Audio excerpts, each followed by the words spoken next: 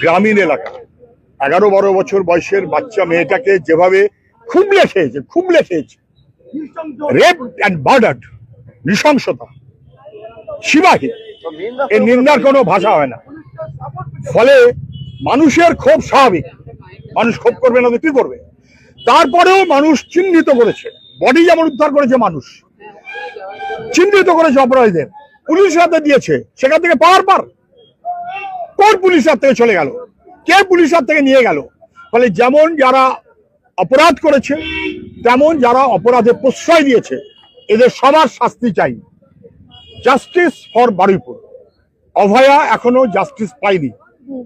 মুখ্যমন্ত্রী নাকি ফোন করেছিলেন, অভয়ারটা উনি কি করেছেন কি করবেন সবাই দেখা যাক, তখন তো দিল্লি রাজ্য অনেক কথা বলতে পারবেন। এখানে তো তাবালার দরকার নেই, ডাবল ইঞ্জিন সরকার, অপরাধী চিহ্নিত, ঘটনা সবাই জেনে গেছেন, কে ছেড়েছে তাও জেনে গেছেন, কাকে ছেড়ে দিয়েছে তাও জেনে গেছেন।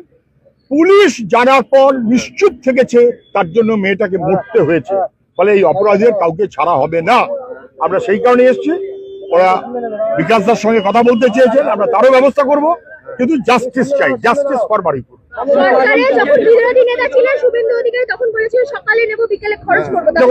কে কি বলেন, সকালে নেবেন বিকেলে খরচ করবেন, গল্প অনেক শোনা যায়।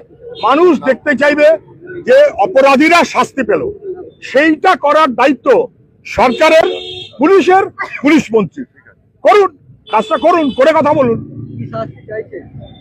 শাস্তি কি চাইবো সেটা তো আইনে যাবে। আগে তো পুলিশ তার মতো করে ব্যবস্থা নেবে, এখন তো ছেড়ে দিয়েছে, ব্যবস্থা তো নেবে।